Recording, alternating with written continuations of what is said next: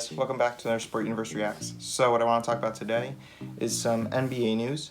So the NBA lined out in a memo to its players some amenities that the Disney World's going to, the ESPN Wide World of Sports complex is going to have for them, called the Disney Bubble, for them to get through the rest of the season, and what will be available, and some other things that I'm going to go over. First off, the first thing that I really lined out is that players have to inform their teams if they're going to play or not by June 24th. They're giving players an option of playing or not playing, obviously. They have to inform their teams. We heard, it came out last week, but it was from 2 weeks ago, that Kyrie Irving is thinking about sitting out the rest of the season, and other players too, in solidarity and protest of the injustice in America. The memo basically laid out that if a player decided not to play, he would get 92.6% of the amount they were going to be paid for each game, and that would cap at 14 games, and if the team played more than 14 games, then it would stop, I guess, into the playoffs, maybe. So some of the amenities that I lined out. This is where it gets like kind of cool and fun, I guess. So the athlete, I'm just going to list it out. This is from an ESPN article, so you guys can find it if you want. Athletes will have access to players-only lounge that includes TVs, arcade gaming, access to the NBA 2K video game, ping pong, and more. It's kind of interesting that they could like literally cite the NBA 2K video game. Like, are they not going to have other video games?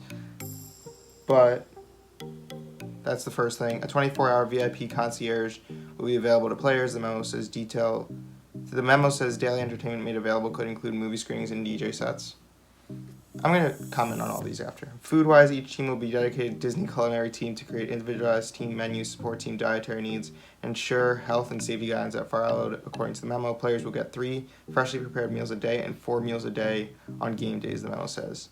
Team-sponsored outings, such as privatized restaurants, boating, bowling, fishing, and golf will be available too. Players will have access to virtual Champlain services. I don't know what Champlain services are. Yoga and meditation, virtual mind health sessions, and mental health services. Other amenities include the availability of barbers, manicurists, pedicures, and hair braiders by appointment. I mean, these things lined out sound really cool. Just like a personal, when I go on vacations, hotels are like my favorite thing because of all the amenities. Specifically in Disney World, they have so many cool things, but what the memo has lined out for these players, I mean, it's the life of a basketball player, but it's crazy. Barbers, arcades, stuff like really, it sounds like really awesome, obviously. I'm sure they'd rather be with their families and things like that, but I mean, those are some solid amenities lined out, and should get a lot of players wanting to play even more. But just from actual commentary on it, they're providing these players reasons for them not to have to go out of the bubble, which is their whole goal, and I don't know what the actual rules are. I don't think they've laid those out specifically about leaving. I'm sure it's highly frowned upon. I don't know what the punishment would be, but they lined out everything so these players wouldn't have to go out, and wouldn't have to go out like solo. It would be team, and it would have a lot of safety protocols involved.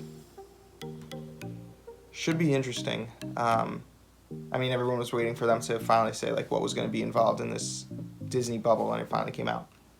It's very interesting stuff. That's really it. Thanks for watching. See you next time.